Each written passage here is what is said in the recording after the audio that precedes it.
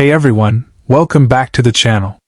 Today we're talking about the 1965 Washington quarter, a coin from the United States that many people believe can be worth a lot of money.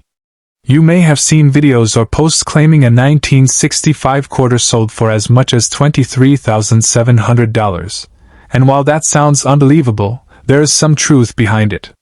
But before we jump into the big numbers, let's look at what this coin is, why it matters, and what actually makes certain 1965 quarters valuable. The 1965 Washington quarter looks just like the regular Washington quarters we use today, with George Washington on the front, which is called the obverse, along with the words Liberty, Indiana God We Trust, and the date 1965.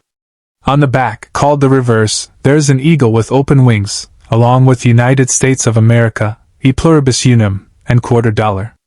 This coin has a face value of 25 cents, and most of the time, that's exactly what it's worth.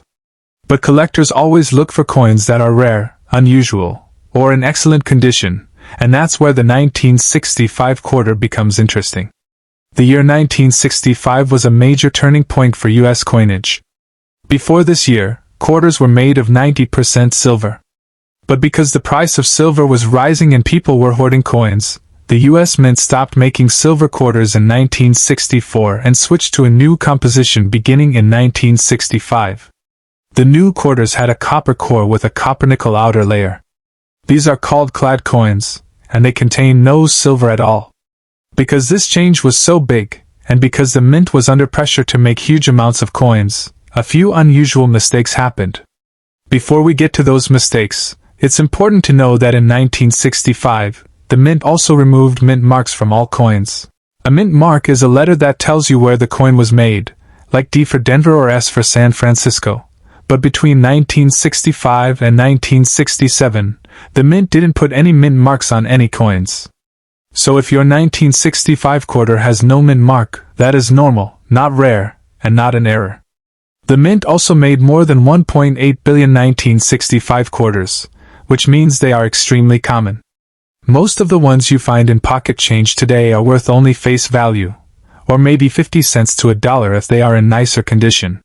However, there are a few types of 1965 quarters that are worth much more, and that's where the high prices come in. One of the biggest reasons a 1965 quarter can be valuable is if it was accidentally struck on a silver planchet. A planchet is the blank piece of metal a coin is made from. During the switch from silver to clad coins at the mint, a few leftover silver planchets from 1964 were still in the coin presses, and they accidentally got struck with the new 1965 design. These rare silver 1965 quarters look like normal coins at first, but they weigh more and have a different sound when dropped. A silver quarter weighs 6.25 grams, while a normal clad 1965 quarter weighs only 5.67 grams. These coins are incredibly rare, and one of them sold for over $23,500, which is where the number $23,700 comes from. This is not something you will find often, but it is real. Another type of rare 1965 quarter is one struck on the wrong planchet entirely. For example, a quarter might be struck on a penny planchet, a nickel planchet, or even on a planchet meant for a foreign coin. When this happens, the coin may look too small, too light, the wrong color, or missing parts of the design. These wrong planchet errors can sell for hundreds or even thousands of dollars depending on how unusual they are. Some bring $1,000, $2,000, or even more. There are also simpler errors that can bring good money. One is an off-center strike, where the design is not properly centered and part of the coin is blank.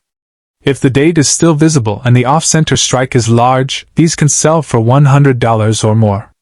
A more dramatic off-center example can even bring $200 or $300. Another error is a clipped planchet, where part of the coin is cut off, making it look like a bite was taken out of it. These usually sell for around $30 to $80, sometimes more if the coin is uncirculated. Another interesting error is a missing clad layer. A 1965 quarter has a copper core and a copper-nickel outer layer, but sometimes one of those layers is missing. When that happens, the coin may look copper-colored on one side.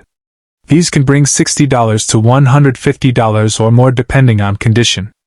And of course, there are doubling errors, where letters or numbers appear doubled. While doubling is not common for 1965 quarters, a strong doubled die could bring $100 or more. But the other important thing about 1965 quarters is something called special mint sets, also known as SMS coins. In 1965, the mint did not produce traditional proof sets for collectors.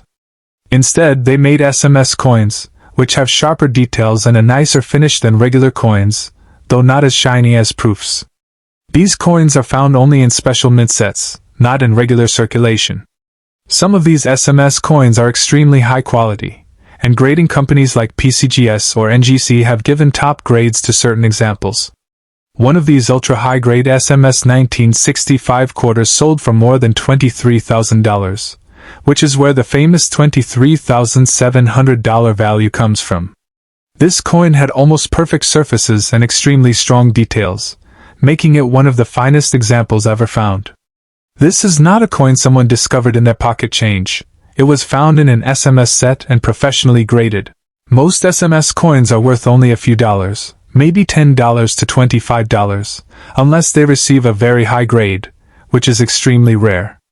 So when people say a 1965 quarter can be worth thousands of dollars, they are usually talking about one of two things: either a rare error like a silver planchet or an extremely high-grade SMS coin. Most 1965 quarters do not fall into these categories. Most are worth only face value, even if they look old or worn. You should be careful when watching videos or looking at online listings that claim ordinary coins are worth huge money. Anyone can list a coin on eBay for $10,000, but that doesn't mean anyone will pay that price. The only values that matter are real auction sales and certified coins. If you think your 1965 quarter might be valuable, you can do a few things. First, weigh the coin to see if it might be silver. Second, look for errors like off-center strikes, clipped edges, missing layers, or strange colors. Third, examine the condition. If it looks unusually sharp with strong details and very few marks, it may be an SMS quality coin. And finally, consider having the coin graded by a professional grading company like PCGS or NGC.